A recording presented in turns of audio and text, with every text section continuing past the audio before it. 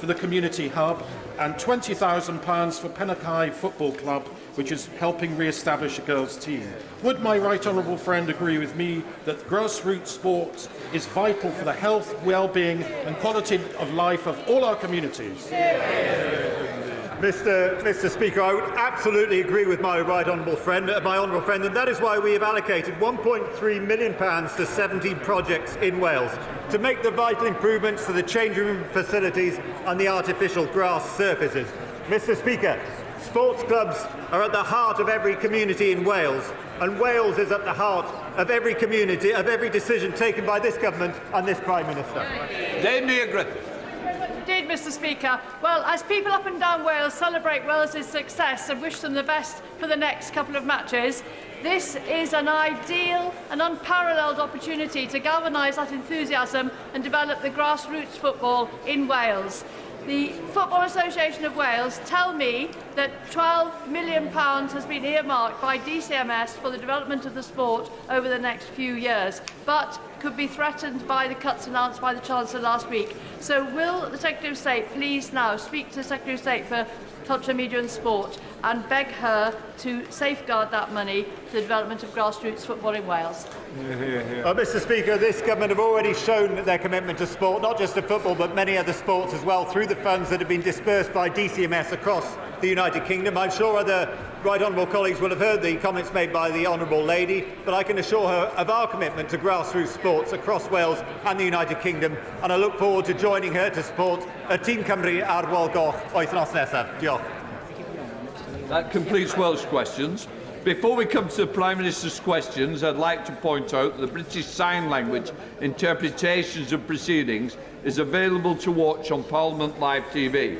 We now come to questions to Prime Minister Jonathan Gullis. Number one, Mr. Speaker. Mr. Speaker, I know that members across the House will want to join me in wishing both England and Wales the best of luck for the World Cup. Mr. Speaker, this morning I had meetings with ministerial colleagues and others in addition to my duties in this House. I shall have further such meetings later today. Jonathan Gullis. Thank you, Mr. Speaker. People in places like Stoke-on-Trent North, Kidsgrove and Tork aren't getting the help they need quickly enough when it comes to mental health. Fellow campaigner James Starkey and I were delighted when the Prime Minister, who was then Chancellor, said he would back our campaign every step of the way to get mental health nurses into GP surgeries. So will the Prime Minister deliver on his promise, back our No Time to Wait pilot scheme developed by the Royal College of Nursing and help get people the support they need? Well, Mr. Speaker, can I thank my honourable friend for his continued campaigning on this important issue. I'm pleased to tell him all 1,250 primary care networks in England are entitled to recruit up to 2 mental health practitioners to work in surgeries. I know the BMA and NHS are looking at expanding that, and I look forward to working with him to ensure that his constituents in Stoke get the mental health support and care that they need. We now come to the Leader of the Opposition, Keir Starmer. Thank you, Mr. Speaker, and congratulations to England and Wales on their start to the World Cup, and good luck for the rest of the tournament. Mr. Speaker, the World Cup doesn't belong to FIFA, and it doesn't belong to the host nation. It belongs to everyone who loves football. It's totally unacceptable that during this tournament, gay football fans are unable to acknowledge who they love, and players have been threatened with suspension if they show solidarity with those fans. Shame on FIFA. Britain faces the lowest growth of any OECD nation over the next 2 years. Why?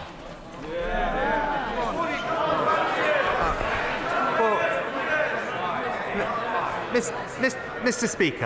Speaker, this country has experienced since 2010 the 3rd highest growth in the G7. This year, the fastest growth in the G7, and unemployment at a multi-decade low. We're getting on to deliver more growth, Mr. Speaker. We're delivering free ports. We're investing in apprenticeships. We're protecting R&D. And if the Labour Party is serious about actually supporting growth, maybe they should get on the phone with their union paymasters and tell them to call off the strikes. Mr. Speaker, Order. We want to get through Prime Minister's questions, and you're not helping me. Keir Starmer. He's in total denial. We're bottom of the 38 OECD countries who are all in the same boat when it comes to COVID and Ukraine. And he wants a pat on the back. It's like a football manager, bottom of the league at Christmas, celebrating a away draw 3 months ago, and it won't wash. So they don't like their record, that's the problem. So let's try it another way. Why is Britain set to be the first country into recession and the last country out? Mr. Speaker, I'm pleased that the right honourable gentleman brought up the OECD report, because it contained actually 3 very important points. Firstly, it made the point that actually in the years following the pandemic, we're projected to have almost the highest growth amongst our peer countries. It also made the point it was crystal clear that the challenges we face are completely international in nature. And thirdly, Mr. Speaker, it supported our fiscal plan because it's credible and ensures sustainability. Now, the right honourable gentleman would have known all of that if he actually read the whole report. But he's not interested in substance. He's an opportunist, Mr. Speaker. In 4 weeks, Mr. Speaker, in 4 weeks, I've strengthened the economy. We've put more money into the NHS and schools. We've delivered a deal. We've delivered a deal to tackle illegal migration. In the same 4 weeks, all we've... Prime Minister, when I stand, you've got to sit down. But can I just say to you, you came to me quite rightly and said to me, we want to get through Prime Minister's questions. I'm going to give short answers. Please stick to what you have.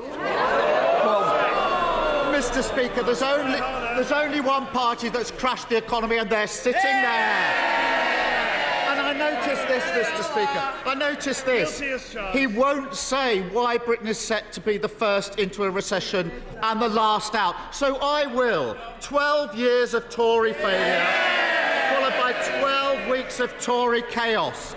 For a decade, they've let our economy drift aimlessly before suddenly cutting the parachute ropes and slamming it to the ground. And because of the changes he's made, a typical household will end up with tax increases of £1,400. They don't want to hear about these tax increases of £1,400. Contrast that to a super wealthy non-dom living here but holding their income overseas. How much more... Order. Mr. Young, I don't need any more. I don't need shouting, don't need pointing. You're meant to be a good example when you sit on this front bench. Because you're on the second, don't spoil what you're meant to do. Mr. Speaker, I don't think they want to hear this. Because of the changes he's made, a typical household will end up paying tax increases of £1,400. Contrast that to a super wealthy non-dom living here but holding their income overseas. How much more has he asked them to pay? Just order. As I said to the Prime Minister, I said to the Leader of the Opposition, I'm going to get through this list. I need you both to help me and think of other members. Come on. Well, Mr. Speaker, Labour had 13 years to address this issue and did nothing. It was the Conservative government that took action and tightened the rules. But the problem with his idea is that it would end up costing Britain money. Not my words, the words of the former Labour Shadow Chancellor. But rather than peddling fairy tales and gesture politics, let's actually tell him what we're doing to deliver for this country. A record increase in the national living wage, protecting millions from energy bills, protecting the pensioners' triple lock. That's what we're doing for this country. Mr. Speaker, if they'd grown the economy at the same rate as the last Labour government, we'd have tens of billions of pounds more to spend on that. And Mr. Speaker, it wasn't a trick question. The answer is He's not asked non-doms to pay a penny more. No. Every year, he talks about the money. Every year, that's £3.6 billion thrown away because he won't make them pay their taxes here. How many extra doctors could Britain afford with that money? Well, Mr. Speaker, I'm pleased that he brought up doctors, because last week we delivered record increases in funding for the NHS. Not just more doctors, but more nurses, more scans, more operations. That shows our commitment to prioritise the NHS. Not my words, the words of the NHS Chief Executive. Scrapping the non-dom status would allow us to train 15,000 doctors every year. That's what Labour would do. And we can carry on handing out tax breaks to the super-rich. Or we can live in a society where people don't have to go private to get a doctor's appointment. It's that simple. He also hands Shell 90p for every £1 they spend drilling. So they haven't paid a penny in windfall tax. Mr. Speaker, you may have seen this week that somebody shredded £10,000 in protest at those propping up an oil and gas giant. But he shreds £10,000 every other minute propping them up. Which does he think is the more absurd? Mr. Speaker, this is the government that has actually put in place an economic plan that will deliver confidence and stability to our economy.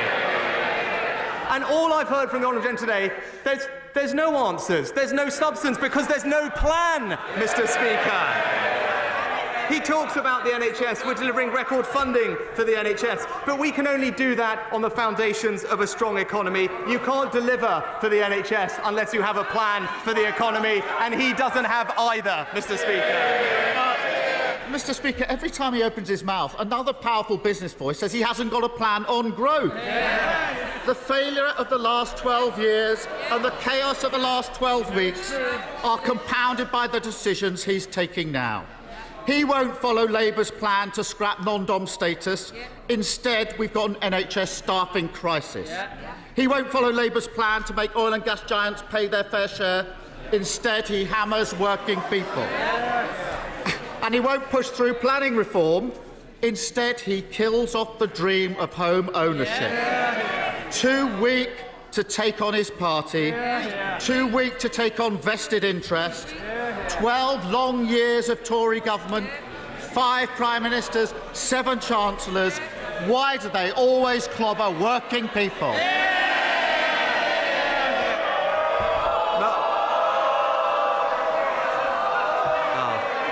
Mr. Speaker, he talks about leadership. This summer, I stood on my principles and told the country what they needed to hear, even though it was difficult. When he ran for leader, he told his party what they wanted to hear. And even now, he says one thing and he does the other. He says he cares for working people, but he won't stand up to the unions.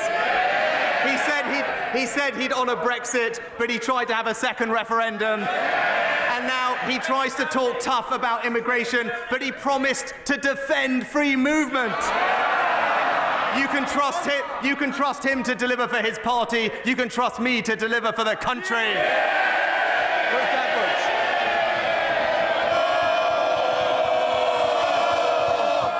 Ruth Edwards. Thank you, Mr. Speaker. As we debate how to best help our constituents with their energy costs, 10 million people in Ukraine are without power due to Russia's barbaric strikes on the country's energy infrastructure. So can my right honourable friend set out what support we will be providing to our Ukrainian allies to help them repair the damage and keep their citizens warm this winter? I'm pleased to tell my honourable friend that I spent time discussing this with President Zelensky at the weekend and talking to Ukrainian families about the impact these awful strikes are having on them. I know the whole House will be proud to know that we're providing millions of pounds of immediate support with generators, shelter and water repairs on top of the £570 mobile power generation that we are donating to power facilities across Ukraine. We're also working with the government to repair critical infrastructure, with 8 projects identified by UK Export Finance to be delivered in the near future. We now come to the Leader of the SNP, Ian Blackford. Thank you, Mr Speaker. I'm sure the whole House will want to join me in welcoming the moderator of the Church of Scotland to our proceedings this afternoon, and to thank him for his sermon at St Margaret's this morning. Mr Speaker, this morning the Supreme Court clarified a point of law, but the very point of democracy in this union is now at stake, and democracy will not be denied. Because whether Westminster likes it or not, last year the people of Scotland voted for a Scottish Parliament with a majority and the mandate to deliver an independence referendum. The Prime Minister has every right to oppose independence. He has no right to deny democracy to the people of Scotland. If the Prime Minister keeps blocking that referendum, will he at least be honest and confirm that the very idea that the United Kingdom is a voluntary union of nations is now dead and buried? Well, Mr Speaker, let me start by saying we respect the clear and definitive ruling of the Supreme Court of the United Kingdom. And what I would say to the honourable gentleman, that firstly, I am looking forward to also seeing the moderator of Scotland tomorrow.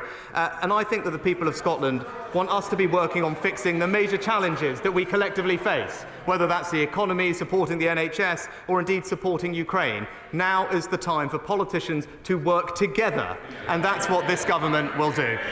Ian Blackford. Mr Speaker, it is right that we respect the decision of the court. But the Prime Minister can't claim to respect the rule of law and then deny democracy in the very same breath. If democracy is to matter, if elections matter, then mandates matter. Since 2014, the Scottish National Party has won 8 elections in a row. Last year, we won a landslide. The Scottish Parliament now has the biggest majority for an independence referendum in the history of devolution. The Prime Minister doesn't even have a personal mandate to sit in 10 Downing Street. What right does a man with no mandate have to deny Scottish democracy? But, Mr Speaker, when it comes to Scottish democracy, I'm pleased that the Scottish Government has one of the most powerful devolved assemblies anywhere in the world. And I'm pleased, and I was pleased very shortly after becoming Prime Minister to be the first Prime Minister in over a decade to attend the Council, to sit down with the First Minister, to explore ways in which we can work together with the Scottish Government to deliver for the people of Scotland. Whether that's delivering our growth deals, delivering free ports, or ensuring that the £1.5 billion of extra Barnet money can go towards supporting public services, that's what we're committed to doing in Scotland. Gareth Johnson.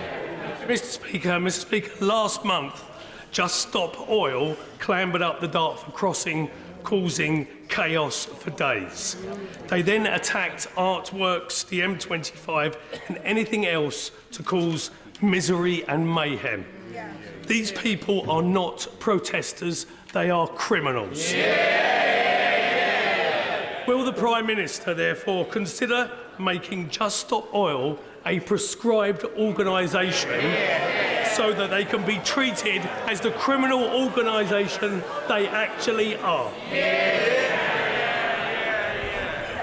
Mr Speaker, the kind of demonstrations we've seen recently disrupt people's daily lives, they cause mass misery for the public, and they put people in danger.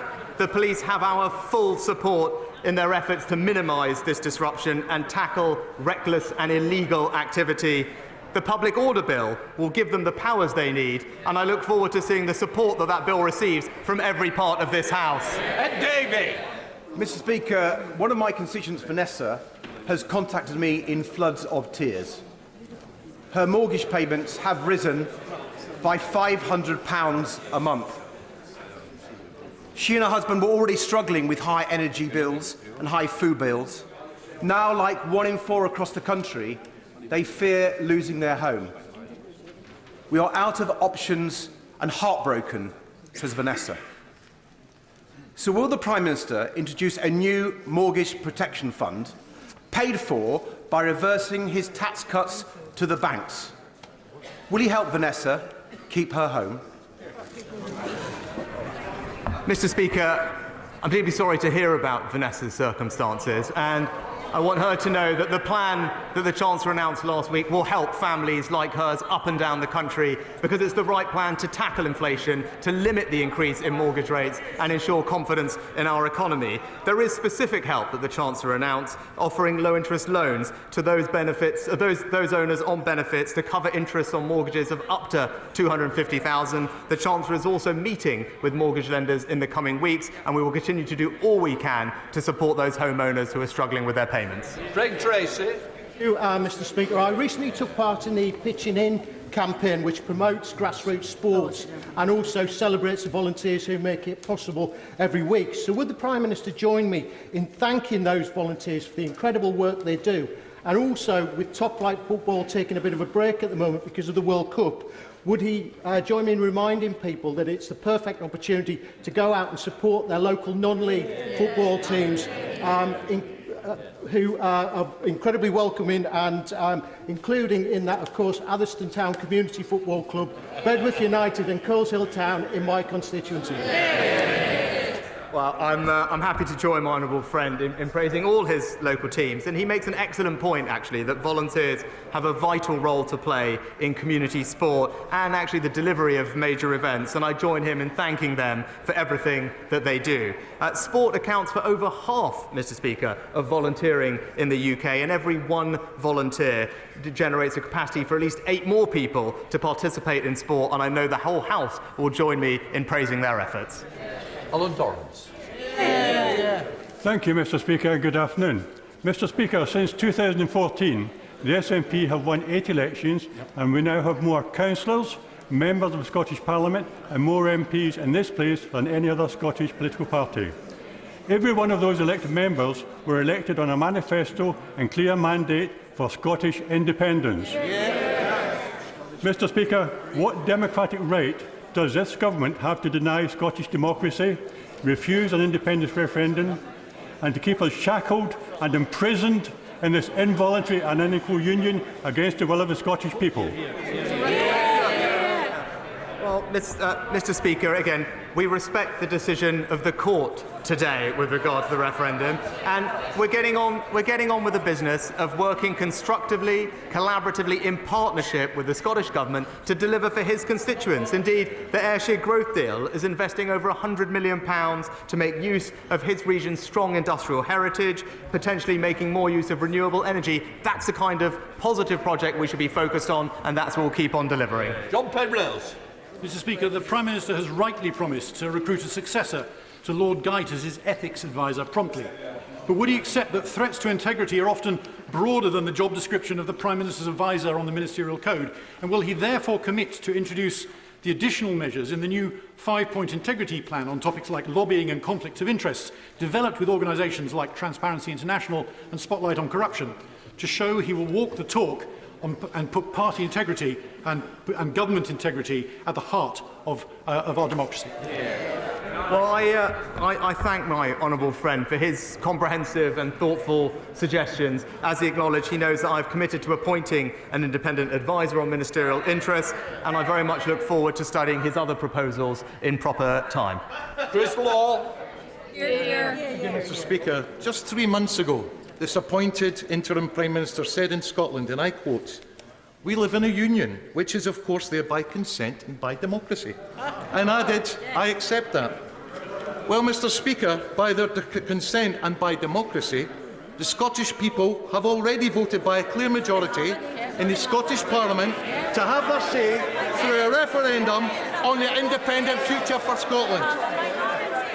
So it begs the ultimate question, Mr. Speaker. Can this Prime Minister tell us if he accepts Scottish democracy? And if so, how that's compatible with today's Supreme Court ruling that clearly exposes the myth that the UK is a voluntary union and is upheld by consent? Mr. Speaker, at a time like this, the Scottish people want to see their governments working together.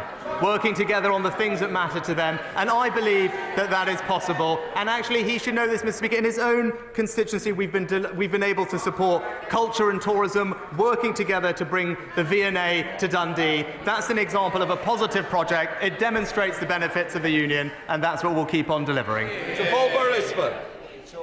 Thank you, Mr. Speaker. My right honourable friend will be aware that the government provides a slim financial support across 5 firms for small modular reactors. A few other countries have woken up and are seriously investing in SMRs. As Sizewell will not be running until 2031 at the earliest, should we not be doing the same? No, my honourable friend actually makes an excellent point, and hopefully he was heartened to hear what the Chancellor said last week, that we want to crack on with our overall nuclear programme. And I think he's right to acknowledge that small and advanced nuclear reactors have the potential to play a key role in that nuclear programme alongside projects like Hinkley and Sizewell. That's why we've allocated £385 million to support them, and like him, I'm keen to see progress as soon as possible. Dr. Philippa Whitford. Thank you very much, Mr. Speaker. During the 2014 referendum, we were told that Scotland was an equal partner in a family of nations. Yet the disaster that is Brexit was forced on Scotland against our will, and we see devolution wound back by legislation such as the Internal Market Act. So if the Prime Minister still claims the UK is a voluntary union, can he explain the democratic route by which the people of Scotland get to make a choice over their own future? Well, Mr. Speaker, the UK is a collaborative and constructive union that is delivering for the people of Scotland. Even in Ayrshire itself, where we're working collaboratively with the Scottish Government to invest in aerospace, advanced manufacturing and space. Those are the types of activities that will bring tangible benefit to the people in her region, and that's the right focus for the Government. Angela Adams. Thank you, Mr. Speaker. As a North Yorkshire MP, my right honourable friend will know how crucial bus services are to our communities. Last month, Arriva stopped the only bus between Selby and Doncaster, meaning that 40 Selby College students had to find, at very short notice, alternative transport to get to college. Thankfully, the college itself stepped in to resolve the situation. Additionally, across North Yorkshire, around 80 other bus services are now under threat. Can he advise what action he will take to ensure that essential services are not withdrawn at short notice, and ensure that these are continued to be operated across Selby District and wider North Yorkshire? My right honourable friend is absolutely right, and he knows that I share exactly the same challenges that he faces in our rural areas of making sure that our constituents have access to the bus services they need. I'm pleased that the Chancellor's allocated funding for extra bus services across the country, and I look forward to working with him to ensure that that money finds its way to rural areas like North Yorkshire to provide the connectivity that's so important for people to have opportunity and get access to public services. Olivia Blair. May I refer the House to my register of interests? Mr. Speaker, tomorrow marks 1 year since 32 people lost their lives in the Channel. New evidence suggests that the boat reached British waters and that the French and British authorities knew that it was in distress for a very long time. Families are still waiting for answers from the Marine Accident Investigation. Why has this investigation taken so long? Will he commit to a full public inquiry afterwards? And does he concede that this would not have happened if there were safe and legal routes into the UK? Well, Mr. Speaker, every life that is lost in the Channel is a tragedy, but that is why it is so vital that we break the cycle of criminal gangs that are exploiting people and trafficking them, and that's what the Home Secretary is focused on. We have accepted over 380,000 people over the past few years because this is a place where people can seek refuge and sanctuary, but we must be able to do that in a sustainable way, and that's why it's right that we tackle illegal migration. Dr. Caroline Johnson. Mr. Speaker, rising energy bills are a challenge for all of us. And constituents in Sleaford and North Hykeham are very grateful for much of the support that has been given by government.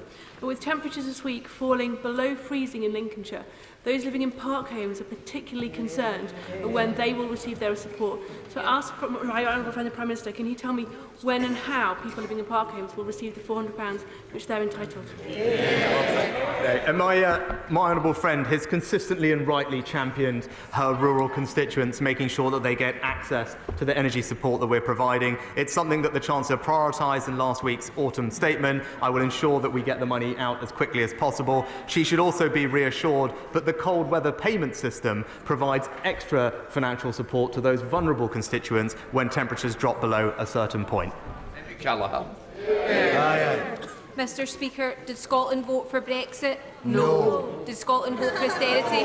No. Did Scotland vote for the Tories? No. What we did vote for, don't shout me down, don't shout me down, I've listened to all of you. What we did vote for only last year was the right to choose our own future. With that in mind, and given a previous non-answer from the Prime Minister, can the Prime Minister tell this House, tell us all in fact, how a nation can leave this so-called voluntary union? Mr. Speaker, the challenges that we face right now are those that require cooperation between our governments, tackling the economy, supporting the NHS, and I'm pleased that last week's autumn statement means that the Scottish Government will receive £1.5 billion in extra funding to deliver for public services in Scotland, and that's what we will continue doing. Theresa May. Thank you, Mr. Speaker. Scotland is a proud nation with a unique heritage. It is a valued member of our family of nations, a union of people bound through the generations by shared interests. Does my right honourable friend agree with me that this morning's Supreme Court decision gives the Scottish nationalists, the SNP, the opportunity for once to put the people of Scotland first?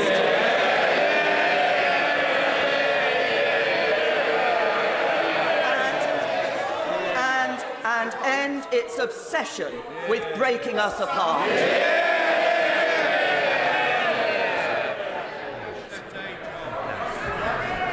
I think that my right honourable friend put it very well, Mr. Speaker. Angus Brendan McNeill. Thank you, Mr. Speaker. The Prime Minister won't answer, but it's obvious that the route to Scottish independence is now elections, and we know, Prime Minister, there's going to be many of them. Now, Mr. Speaker, inequality cost, and in France, the middle earners earn 20% more than in the UK, and low earners earn 25% more. This inequality is why the cost of energy and the cost of living hits people worse in the UK, and it's why I'm for independence, incidentally, to choose a better path.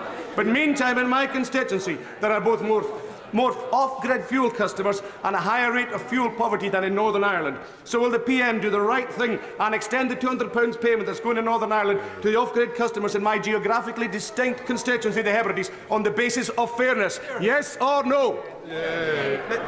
Mr. Speaker, last week's autumn statement announced £55 billion to support families and businesses across the United Kingdom with their energy bills. And the Chancellor paid particular attention to those that are off-grid in rural areas by doubling the support to £200 for them, and that will help many people in his constituency and across the United Kingdom. Sarah Brickley.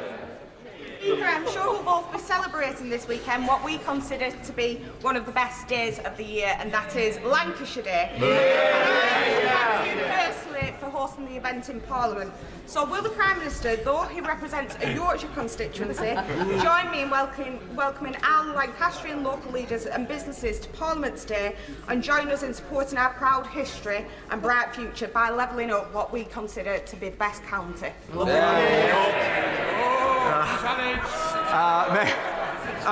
I offer my best wishes to my honourable friend, and indeed to you, Mr. Speaker, for Lancashire Day. And I can put local rivalry aside on this occasion to join her in thanking Lancastrians for their contribution to our country and to wish her the very best for today's event. Mr. Oswald. Mr. Speaker, what we've heard from the Prime Minister today is, in essence, that no matter how Scotland votes, Westminster will decide. But democracy demands differently to that. Mr Speaker, the late Canon Kenyon Wright said, what if that other voice we know so well says, we say no and we are the state? Well, we say yes, and we are the people. And it is the people in Scotland who have to be heard. This place can't stand in the way of democracy. And if this Prime Minister, with no mandate, thinks it can, is he seriously telling us that this is a voluntary union of equals? Well, Mr Speaker, we are focused not on the SNP but on the people of Scotland. That's who we're delivering for. I'm happy to meet with the First Minister, as I continue to do, to deliver for them, whether it's in her own constituency with a growth deal, whether it's moving civil service jobs to Scotland, whether it's delivering free ports or indeed the extra funding for public services. This is a government that will deliver for the people of Scotland, and we will do it constructively and collaboratively. Order, order. I would now like to make a statement. On the 20th of October, the Culture, Media, Sport Committee published a special report on answers given to it by the Right Honourable Member for Mid Bedfordshire when she was the Secretary of State for DCMS. The Honourable Member for Ochil, South and Perthshire subsequently wrote to me asking for precedence for a complaint of a breach of privilege, as was his right. I declined to do so since the bar for such a complaint is high. The House should only take action when essential in order to provide reasonable protection for the House, its members or its officers from improper obstruction. I note the committee itself, of which the honourable gentleman is a member, has said, had Miss Dorris remained the Secretary of State, driving policy of selling the channel, we may have sought referral to the Privilege Committee. But as her claims have not been inhibited, the work of the committee, and she is no longer has a position of power over the future of Channel 4, we are instead publishing this report to enable the House and its members to draw its own conclusion. So I consider it appropriate to respect the committee's assessment of the situation. Correspondence on matters of privilege is private. Indeed, had to go to great lengths to ensure that members can write to me in confidence on any matter, knowing their communication will remain private. Expect the same courtesy in my replies. The Honourable Member has seen fit to give a partial and biased account of my letter on Twitter, and I await his apology. I gave the Honourable Member notice that I would be raising this matter at this time, but I do stress it is not the way we should be doing business in this House. Honourable Member for Ochil and Perthshire. Mr. Speaker, as you've the floor, Mr. Speaker, as you've just explained, the Commons Culture Committee, in which I sit, published a unanimous cross-party report about the testimony of the Right Honourable Member and the testimony she gave to the committee, and there are now considerable public interest in what should happen next. I want to put on record, Mr. Speaker, that I deplore social media pylons against you or indeed anyone else. I've been on the receiving end of them, and they are exceedingly unpleasant. But could I ask for guidance on what I and other members should tell their constituents about integrity in politics in this context? If someone misleads a committee, what should happen next? Can I just say, integrity is that, first of all, Clinton's letter, but only half the letter, is not integrity. In fact, far from it. It misled the people of this country. It certainly put me in bad light with the people of this country, and I don't expect that to happen in an impartial speaker. So if that was an apology, I don't think it was very good. David Davis. Mr. Speaker, in following on from that, honourable members of this House have certain strict duties on them. First, there is a duty of upholding the institutions of this House. Clearly, in breaching the confidentiality of the Speaker's private correspondence, the member for Ochil and South Perthshire has knowingly broken that rule. And frankly, for that, if that was an apology, that was not sufficient for that alone. But we also have a duty to tell the truth.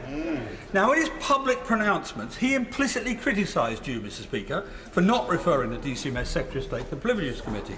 But you were simply following the convention of agreeing with the DCMS Select Committee, of which he is a member. And when they decided not to refer, there was no minority report from him. There was not even a vote against from him.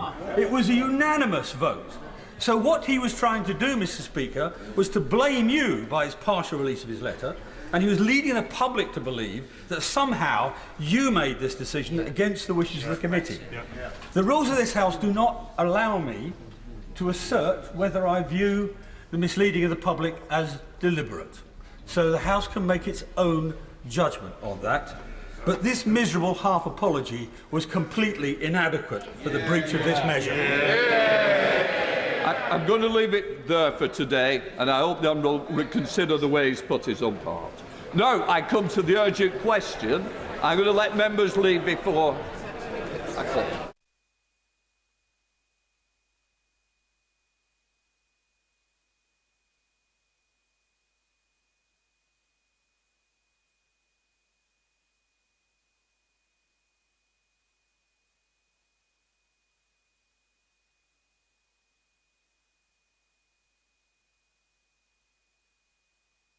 We now come to the urgent question. If members can leave quietly, I want to call the Leader of the SNP, Ian Blackford. Thank you, Mr. Speaker. To ask the Prime Minister to make a statement on the decision of the Supreme Court and the rights of the Scottish Parliament to call for an independence referendum.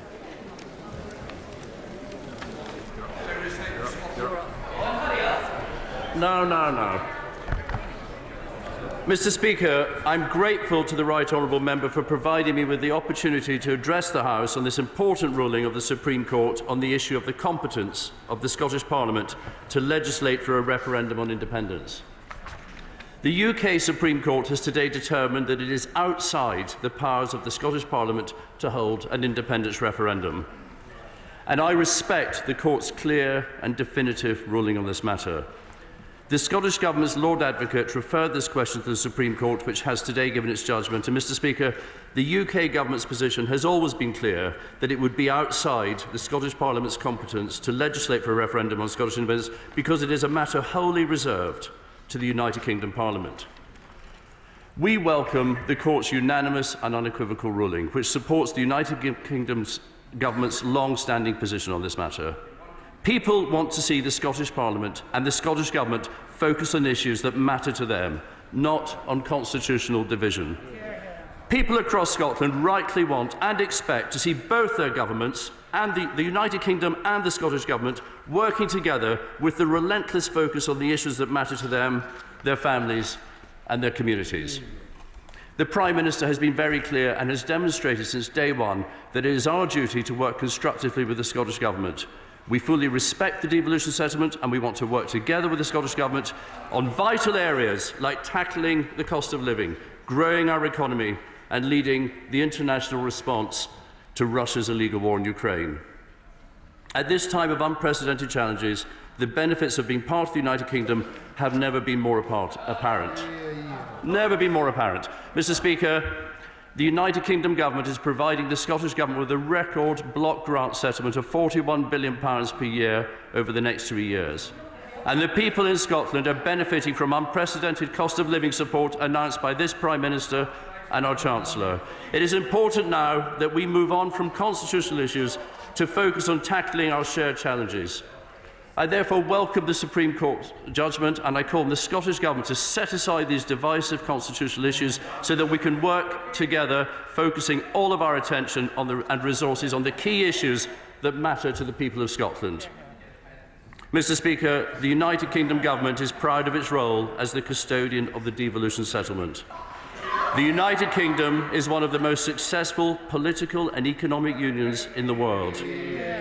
By promoting and protecting its combined strengths, we are building on hundreds of years of partnership and shared history.